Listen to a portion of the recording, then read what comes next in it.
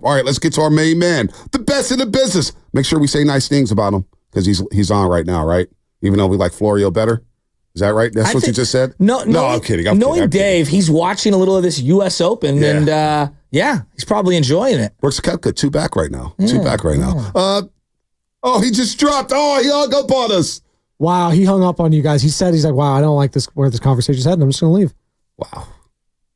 I just want you guys to talk about me the way you talk about Mike Florio. Hey, Dave, we do love you. We do love you. By the way, we do love you. Please come back, Dave. Please come back now as the Giants have won back-to-back series yesterday. Beat the Astros 5-3.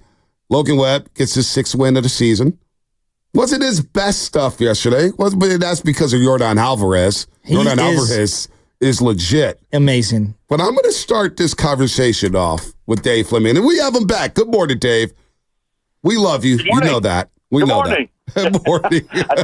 I thought that's the quickest one I've ever done. Yeah. I was like, man, we didn't give you no slander. We didn't slander you at all, Flynn. We didn't say Florio was better than you or we love Florio more than you. Jeez, Louise. No, seriously, Flynn, it's good to have you on. The Giants win back-to-back series, 1 game under 500. But I'm going to start off here. This is a guy who's been beaten up by the fan base over and over. I've done my fair share of had my fair share of criticism, but Austin Slater, he's been back. His average is still at 212, but what a week for him. And if he could continue this, especially against lefties, what gives you another option here? I'm going to give Austin Slater some credit. 3 for 5 yesterday, 2 RBIs. He's running the bases better. Had a big day Saturday against the Texas Rangers, setting the tone for Elliot Ramos when they won 3-1. Hey, love for Austin Slater today. Flynn, why not? Yeah, why not? It's a good lesson for all of us, every single one of us, just to, the guys who have a track record of success, who've done it at this level for a long period of time, and he has. Has he been a superstar? No. But in his role, Austin's been one of the best guys in the league for a long time. It's a good lesson. When you have one of those players, you got to give them a little runway, a little leeway. You have to. Austin has had a miserable couple years of staying healthy. And look, if he can't stay healthy again this time, it's very fair to start to wonder whether you think he's still the same player. If he's not staying healthy, how much is that helping you? So that's kind of a different conversation. But this is a guy who served the players' union, given up a massive chunk of his time over the last few years to be one of the leaders of all of this labor stuff. You have to think that's a distraction for him. He wasn't healthy in spring training. He gets 40 at-bats or whatever it is and gets hurt again. And everybody wants to write him off. It's just, that was not fair for somebody who has done it for a long time. Austin made his debut with the Giants in 2017. 2017 is a long time ago. And he's played a lot of good baseball for the Giants over that time. So I'm glad he had a good week. I hope he keeps it up. They got a couple more lefties coming up, I think, this weekend, although I don't know if that's been officially announced. Cubs are going to throw a lefty at him at Wrigley. So you got, three more chances in the next 5 or 6 games, it looks to me like, where he's going to be in that leadoff spot. Yeah. I know Bonte teased with the Yordan Alvarez. He hit a ball off the top of the wall to right center. I don't think I've ever seen anyone hit it there. That guy he's an unbelievable player. The swing reminds me of Carlos Delgado, but that's not the lefty I want to talk about. How about this Brett Wisley? I mean, no, honestly, you're talking about not writing people off too soon. Last year he came up, and I was like, poor guy's just not a big leaguer, and he went back down, and he got called back up this year, and I was like, Brett Wisley. And I kind of, I shortchanged the man. He has been not just good, he's been outstanding. Defensively, he's had a couple of missed throws or whatever, but he's been relatively really good. Offensively, he's been a revelation. Driving the ball into the gap, hitting home runs. I feel like they're going to roll with him as long as he keeps hitting, and he feels like he's locked in hitting. Brett Wisley's been great, Dave. Yeah, and he also, yesterday his 2 hits came against the lefty. He started again. He had a home run against the lefty fairly recently. So, he's got he's got an argument to be made right now while they're scuffling at shortstop to just play there every day. He's making the simple plays. Casey Schmidt did not do that. I mean, as much as we love Casey, some of the simple plays didn't get made when he was out there at shortstop. And Wisely's making the routine plays. I'm impressed because I was kind of like you. I mean, it just wasn't a great first impression last year. It wasn't. And he made a swing change. So maybe there's another lesson. I'm giving lessons out this morning, and mostly I'm just talking to myself. No, we need the lessons, trust me. Yeah, patience with Slater, but also willingness to consider when a younger player makes a change, and Damon Minor should get a lot of credit for this, the Giants hitting coach in AAA. Like, they made him more upright.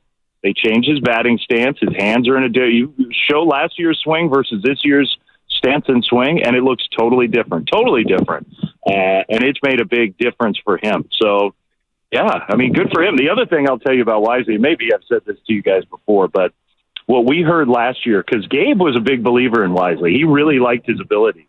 And what we heard along with that was, man, this guy's really hard on himself. He's got to calm down the beating up himself after every out. Like, you cannot survive in this game with that kind of demeanor. And it sure looks to me like just a little taste of success. And he's kind of calmed down, like, hey, you know what? I do have the physical ability to be here. He's a pretty explosive athlete. He hits the ball hard. He's got some speed. There's some tools in there. This isn't just all kind of like playability stuff, slap the ball around. He's got actual athletic ability, and I think that demeanor change has also really helped him. Dave Flemming here on the Morning Rush on 95.7 The Game, the do-it-all broadcaster, of course, the voice of the Giants, one of the many great voices of the San Francisco Giants, also ESPN, whether it's golf, college football, college basketball. Dave does it all. The Giants have won 5 of 6, Flem, and I am concerned about the bullpen usage. There's no doubt about it. These starters have to start getting deeper and deeper into games, and you're seeing some steps forward for Kyle Harrison. You know what Logan Webb's going to do, but I am concerned about Jordan Hicks. We get to that in a second. But I do want to give credit to the bullpen, because to snap that 6-game losing streak, and we're sitting there watching that day game in Arizona on a Wednesday, and we're thinking, boy, the bullpen's going to have to get 16 outs today. 16 outs. And you know what? Since that stretch, you take away Monday night against the Astros where you lose in extras, for the most part, during this stretch over the last 7, Flem, the bullpen has been a lot better. They've been a lot better, but I am concerned about the usage, but I'll give them credit when credit is due. The bullpen has stepped up through the game over the last 7 games, Flem. Yeah, the usage is not sustainable for the full season. Like, if they're going to lead baseball in innings pitched out of the bullpen, which they have been for much of this year, that's not going to probably end well. That's just not a formula for success. But one thing about these last few weeks is they have found a little different rhythm with the 3 most important guys, or the 4 most important guys, kind of the 7, 8, 9, Walker, Rogers, Doval. And I'm not saying Jelly's been great, and Eric Miller's done his job, and Taylor Rogers has done his job. I'm not diminishing those guys, but Bob Melvin's not been in chase mode in those games where he's got a chance to win. He can use those guys the way he wants to use them. So it just feels like a little more normal stretch for the pen.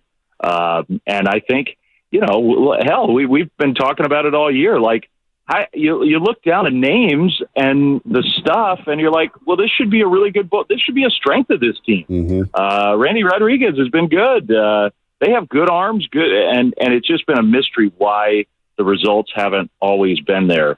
Weirdly, the guy who maybe has been the least sharp has been the closer. I mean, of all those guys, he's the one that right now, if you're asking me, like, who do you have a few concerns about? Not that he can't be a good pitcher, but we have not seen dominant Camilo Doval. We have not. Yeah, and you referenced all those guys. I think the lefty Rogers has been coming around. I don't think he's given up a run in over a month. He just looks sharper, way sharper. At the beginning of the year, I didn't really understand what his role was. So it does feel like things are coming. And that's Bob being new, learning who to trust in what situations, things like that. There are a couple guys scuffling right now that they need to get going. I know Bonte wants to ask you about the starting pitching, but I want to go with the hitters. Conforto hasn't looked great since coming back. I'm giving him some time. He was on fire to start the year. The injuries have been a concern. And Soler, they need one of these 2 guys here to get going. I mean, they just do. They do. And in some ways, I mean, Soler is really important just because, like, he's going to be here for 3 years. They signed him to hit home runs, be a power threat. He's definitely a threat. I mean, you watch pitchers pitch to him, even with his struggles, they still pitch him very, very carefully. So I don't want to diminish his role. he's very important, but especially while Wade's out. Like you need another left-handed hitter. You just do. Wisley's doing his job. That's been great to see.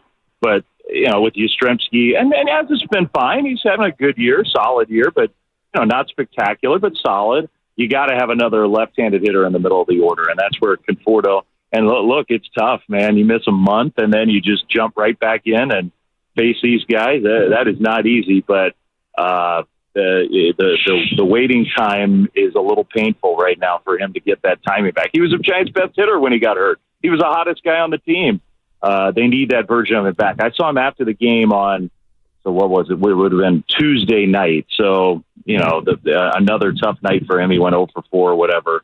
And Michael is like the most gregarious, smiley, friendly. He's just a really good person who always has a smile and a nice hello for everybody.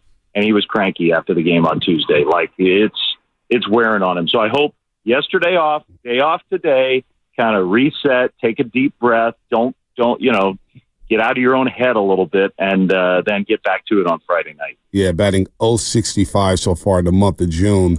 Michael Conforto, let's see if he can get healthy and get hot here for the Giants from the left side of the plate. You're right about that. But look, the starting pitching, we just talked about the bullpen, discussed them, and I'm with you. The usage of the bullpen, we saw it last season.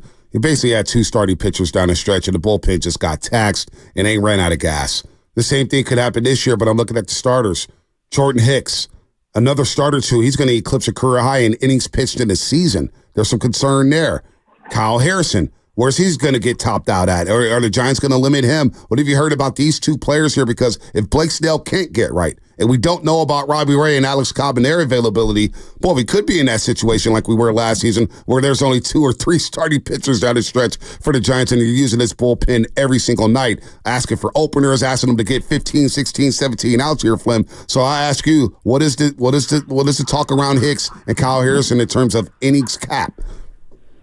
Yeah, it's tricky. It's going to be real tricky. And you're hoping. There's been really good news lately on especially Robbie Ray. We saw Robbie Ray in Arizona last week. I don't think the 3 of us talked about it after I saw him in person. The dude is like I've seen him before. I've watched him for a lot of years, but like I couldn't believe how physically strong he looked. Robbie Ray looked ready to go. It was like, oh my, we need that guy on our team. Just walking in the room. And he's all the reports of his 2 outings so far. Now it's rookie ball in Arizona for a couple innings at a time, but he's throwing 97 and just blowing those guys away. And so that doesn't mean you're going to come to the big leagues and do that, but that's a really good sign. I think it is possible that we see Robbie Ray the first turn after the All-Star break in the Giants starting rotation. So that's pretty good news. And we'll see about Alex Cobb. If both those guys come back and both are good to go and can stay healthy, that alleviates a lot of the concern. Whether you skip starts or, move somebody, whether Hicks is willing to move to the bullpen at the end of the year just to, still use him, but, use him in shorter stints. I talked to Jordan fairly recently about this. I just sidled up next to him and just sort of got his thoughts on the whole thing. There is in his mind and everybody's mind kind of a limit, like how far can you go for a guy who's never done this before? But the thing he said to me was like, so far, I just feel really good. There's been no like fatigue or there just hasn't been any red flags in terms of how he's felt. So I think he doesn't want in his own brain to say like, well, we got to shut it down once we get to 130 or 140 or whatever it is. If he's feeling great, then I don't think he wants to do that. So it's kind of a like see as we go. But those other 2 guys come back, it solves some problems. Some. Will Kyle Harrison get moved to the bullpen? Is that a conversation here? Because we know he hasn't pitched this deep into a season at the major league level, and he could be a hell of an arm out the bullpen if Robbie Ray, Cobb do get back and Blake Snell's doing his thing. Would that be a consideration, Flem, with Kyle Harrison? He's a good, really good question. Hard question for me to answer. My gut says no. Okay. My gut says Kyle is a starter, and if you're really concerned about the workload, you got to find some spots to skip a start, shut him down for a couple weeks, save some bullets for later in the year, as opposed to a bullpen role. I think his future now in the long term is as a starter. And I don't see him going now in the playoffs. That could be different. Like, playoff role could be different for a couple weeks, but in terms of the regular season, I think he's going to stay a starter. Yeah, I thought he had a really good start, and he needed that. Sucks that Me too. It sucks that he didn't get the decision or whatever, but I think he really needed that. And I thought he changed up. He just was attacking people, and he wasn't trying to hold back and go longer. He looked so much better. Before you get out, though, Flem, Luciano, I know he's down in AAA, but he's playing second base a little now the last couple of days. How should we read that? I think you should read something into that. I mean, you should. Like, you should read that as the process has started to find him a different defensive home. And I'm not saying that the door is closed forever and ever on shortstop, but look, the guy has a special ability as an offensive player, and I think there is now more urgency now that he's turned 22. He's gotten a longer taste of big league baseball. They've seen what it looks like up here. I think the process has started. Now, how long does it take before you figure, can he play second base? I guess my biggest question with him is a lot of the stuff that was going on at short wasn't physical. It wasn't like, oh, this guy doesn't have good jumps or doesn't have arm strength. It was more just the feel and the nuance of the position and the timing of the position. And second base, you need those things too. So we'll see. Maybe sometimes moving just takes a little pressure off a guy, almost like a mental reset. But I think you can read something into that he's playing second base now. Yeah. Interesting, especially with Tyro Estrada struggling right now. When really struggling. Tyro's really struggling, and the approach is no good. Like, the approach has to get better, or the results aren't going to get better. It is not sustainable to be doing what he's doing. And Tyro's way better than this. We've seen it. We know it over a long period of time. Same principle applies to Austin Slater. But the difference, I guess, in some ways is no matter how talented you are, if you're swinging at the pitches that Tyro's swinging at right now, it's going to be hard to climb out of this hole. So that has to change. Second and third the other day with no outs, and it was it was a really bad at bat. I mean, everyone's granted a few of them, but it's like you got to choke up, get long in terms of your wide stance, and shorten up and get the ball to the right side or float one out. And it was just little things are how they're going to win and lose games. So no, I'm glad. And Tyro also defensively wasn't great to begin with. So if there is any kind of hope for Luciano, I don't know, maybe there's like, hey, Tyro wasn't a great second baseman, and then he kind of figured it out a little. So I don't know. He did, and I think you make a good point about Tyro. Like, one thing that I didn't play big league baseball, so I haven't been in these guys' shoes. But one thing that I always have believed is when you're struggling, a team at bat, do something. It doesn't have to come back all at once. You can do some things to feel good about your contribution, to feel good about, I'm helping this team score a run or score a couple runs or get an extra out.